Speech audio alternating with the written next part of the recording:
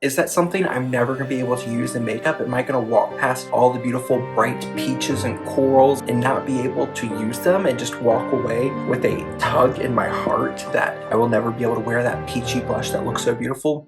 No.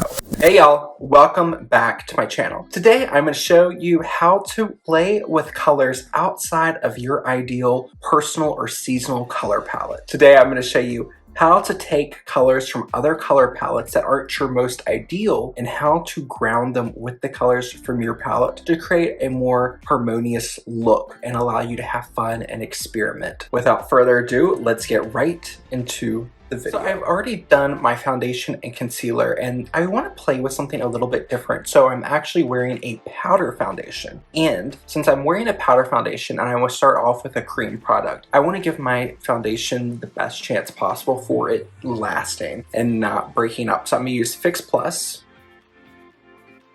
With that, I'm focusing on the perimeter of my face where I'm going to be applying my blush. And to start, I'm going to be using one of the Makeup by Mario. This is called the Soft Pop Blush Stick in the shade Pale Petal. This is a warmer pink with a subtle gold reflect. This is an EcoTools biodegradable kind of perfecting blender. I like to wipe my sponge right across the bullet and then work it into the sponge and then start applying. If you take the product and go right on top of a powder base, you can make it kind of run and smudge, and we want to avoid that. That's looking quite nice, and it's making the foundation look a little bit smoother. Another thing I like to do when I'm applying creams or liquids over powder foundation, even though I like to use a sponge, there is a technique in using it. We're not going to press and drag, because if you drag, you can manipulate and upset the base that you have under. So it's all about a firm but gentle press and lift. Whatever I have left, I'm going to bring up onto my forehead to make my complexion look a little bit more lifelike. I'm not using any contour or bronzer today, so my blush is going to be the thing that gives me color. And since we're going for more of a springy look, I want to have a nice freshness to the skin. Continuing on with blush, we are going to layer on a secondary blush color. I am going to be using a cushion blush from the Creme shop. This is the Très Chic in the shade La Vie en Rose. Another product that you get a little cushion puff in. And this is quite a saturated neutral to cool red. So once you have some of the product on the cushion, tap off most of it on the hand. And we are going to focus this right on the front. Go back in with your beauty sponge and blend.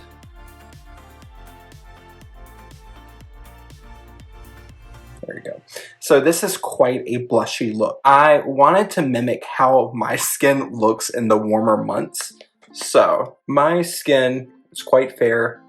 I burn quite easily. So even with a very diligent application of sunscreen, I am going to get a little pink outside. So for me, this is just going to help mimic that effect. And if you're trying something like this and you feel like it gets a little out of hand, which it can, the powder is going to grab onto the product a lot more. It's going to look really, really intense. It's okay, because there are tricks to toning it down. Another great trick, which might sound like common sense, keep a tissue or something nearby, and since you're patting things off on the palm of your hand, wipe them off as you go, or next thing you know is you're going to touch something and forget that it's on your hand and you are going to have blush on something that you don't want to have blush on. So now I'm going to take the brush I used to apply my foundation. This is a Rephr number 24, and I'm going to use the residual foundation on my brush just to stipple around the perimeter of the blush. This will help to tone it down and make it meld into the skin a little bit more. If you need to, you can go back into your foundation, pick up a tiny, tiny bit, stipple around the area, gently buff, keep your grip quite low down on your handle. Now you should be looking quite flushed, which this isn't a look that you see a lot of people walking around because a lot of people like to minimize the flush, but there's something about a really beautiful flushed skin that is just very kind of innocent. It's youthful, it's fresh. It just, anytime I see someone with a very kind of flush look to the skin, it always just makes me think about being a kid and being outside with my little brother and the kids in our neighborhood just playing, and everyone's just running around without a care in the world, and everyone just gets that flush to their skin. It's a very kind of charming, nostalgic look that I love. So we are going to play with that, but kind of make it a little bit more kind of chic while playing with some colors that maybe aren't the most ideal colors. So since both of the blush colors had a little bit more of a warmy tone than I would typically go for, I wanted to apply those first, let them meld in with my foundation. Now I'm going to highlight. For highlight, I'm going to use my NARS powder highlighter in the shade Capri, which is a neutral to warmer pinky shade. And normally I always like to apply my highlight under all of my other cheek products, but with this look, I want the glisten. I almost want the skin to have a flush, almost kind of like a spring morning. You've got the spring flowers, but there's a little bit of dew on the flowers. We are making our cheeks into those flowers, so just lightly kind of glaze over where you applied your blusher. If you're someone like me who has normal to oily skin, you might be more prone to having skin texture and large pores. Doing this will enhance the look of texture because you're adding light to a problem area, but who cares? It is real skin. Real skin has texture, it has imperfection, and those imperfections in the skin can make things look really beautiful. On occasions like this, it's okay to play up some texture. And for the highlight right here on the top of the cheekbone, I like to really buff it in almost where you're meeting your lower lash line. That's just going to give the cheek a nice kind of fullness, which is also a very youthful trick. And if we're adding youth, don't forget the temple. Then I'm going to flip over to the other side of my sponge, just gently press over that to help everything meld. For the most part, complexion is done. Eyes are going to be very, very simple. I'm using a ColourPop Super Shock shadow in the shade Poly, which is a really pretty kind of warmer pink with a light reflect to it. With this, I'm just going to load it up on my ring finger and then press and drag over the lid. With this, the beauty is in the imperfection, so you don't even really need to look in a mirror. Start at the inner corner, use your finger, feel up to the socket line, fill to the outer corner, and then we can perfect afterwards. And then once you kind of feel like you have it all over, look in your mirror and then just use your finger to head out.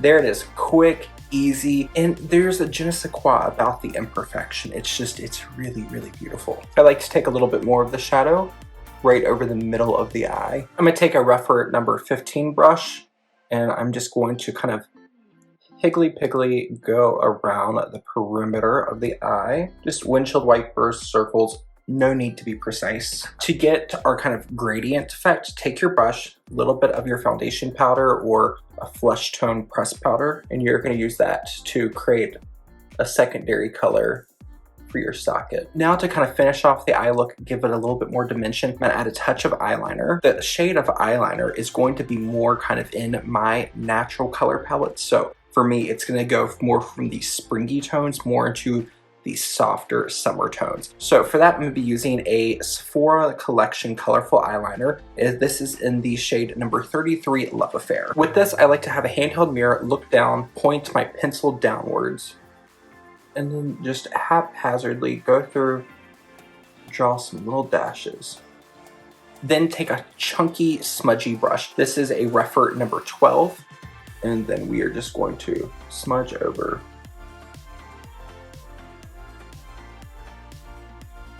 Once you have that liner on, if it's not perfect, it's okay, because we are going to take our eyeshadow and we are going to press right over. It's just going to add a little bit of a back shadow to the look. And now if you want a little bit more definition, you can take your pencil again and then just add a few little dots right in the roots of the lash. And then take your pencil, then take your brush, very light hand. I like to drag from the outer corner to the middle, inner corner to the middle. And that will just give you a little bit of definition back. Now I'm going to go back to my rougher number 15. I'm going to pick up a little bit of that NARS highlighting powder that I used on my cheek. I'm going to use that right here on the inner corner of the eye to really brighten everything up. If you want to use a pencil for the brows, you can. I'm going to keep it very, very kind of simple, fuss-free. I'm using the NYX Thick It, Stick It Thickening Brow Mascara, and I'm using the shade Cool Ash Brown.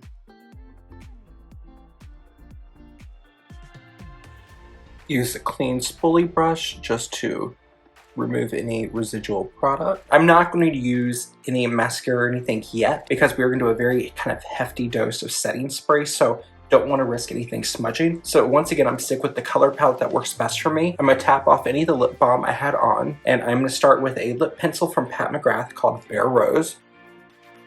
And instead of worrying about lining the lips, I'm going to use the pencil on its side to create more of a stain. For a lipstick product, I'm going to be using a product from L'Oreal. This is the L'Oreal Glow Paradise in 130 Nude Heaven. Add a little bit of shine to the lips. I'm going to use one of my all-time favorites. This is from IT Cosmetics. This is the Lip Vitality Lip Flush in the shade News Anchor Blue. And I'm going to focus this on the center of my lip. Now I'm going to use the Pixie by Petra. This is the Hydrating Milky Mist. Generous spray all over the skin. Clean side of the beauty sponge. Give your skin one more press over to blend everything together. I want to add a little bit of brightness to the center of my face. So I'm going to use the e.l.f. Halo Glow Powder with a rougher number 22 brush. And I'm just going to add a little bit of brightness right through here. And that is going to be the look. So here we have a look using colors that are contrasting and quite different from the colors that you would find in your natural palette. A lot of times when people are getting into seasonal color analysis and they learn what their seasonal color family is, they can feel like they are now stuck with the colors in their palette for the rest of their life and there's never any deviation. But if you're someone like me who, for instance, is in the soft summer category, there isn't any type of like peaches or corals in our color palette, but there are so many beautiful peachy corally shades out there. And why should you be denied from those? You can still use colors outside of the palette that, you know, maybe they aren't your most flattering, but it's finding a way how to use them but balance them and anchor them with complementing colors from your color palette. So today I used quite warm pinky shades on the cheek and the eyelid, but then I anchored them with a foundation that matched my skin tone, a lip color that was in my skin tone palette, and then a liner to kind of really ground the eyes. I also realized we forgot to apply mascara. I'm just gonna apply a quick coat of my Roman Han All Fix mascara. Okay, now there's some mascara on and I managed not to get it all over my face. But finding ways to make colors contrasting from your palette to work within the colors that you want to wear from different color palettes, it just takes some kind of trial and error and figuring out how to ground those tones. A great example that is here for all of you to see is with me being in soft summer, that would mean the only other color palettes I could really kind of teeter into would be something like the neighboring palettes, which are going to be Soft Autumn, which is also soft muted colors but warmer, and there's True Summer, which is going to have more cool tones. It's not going to have as many of the neutral cool influences as Soft Summer does. It's more of a true blue cool tone palette. And my opposite color palette is going to be Bright Winter, where my color palette where Soft Summer is more cool toned, but it's muted. There's lower contrast, there's lower saturation of the tones. Bright Spring is the opposite. It's also cool toned, but it is very bright. There is high chroma, there is high contrast. You can make those shades work. It's all about figuring out how to make them work for you. If you look at my Bright Winter video I did, that one, you can make it work. Like for me, what I need to do is kind of play with my base. When you're working with colors that are very contrasting, you want to make them a focal point. Sometimes you will need to use a little bit more coverage, and that's because the colors that are not the most ideal for your skin, they can pull out things like redness or kind of pigmentation. Sometimes you need to up the coverage a little bit. You need to find colors that are in that palette that can still resonate with your palette. And it's all about tweaking them, knowing where to play up your facial assets and where not to play up your facial assets. So I hope that makes sense. I hope this look was as fun for you to watch as it was for me to create. If there is any more videos you would like to see in addition to the other seasonal color palettes, if you want to see more videos about how to use different types of colors from different palettes, let me know in the comments down below. And if you haven't subscribed already, share this video with a friend that you think might enjoy it, and I will see you all later. Bye y'all.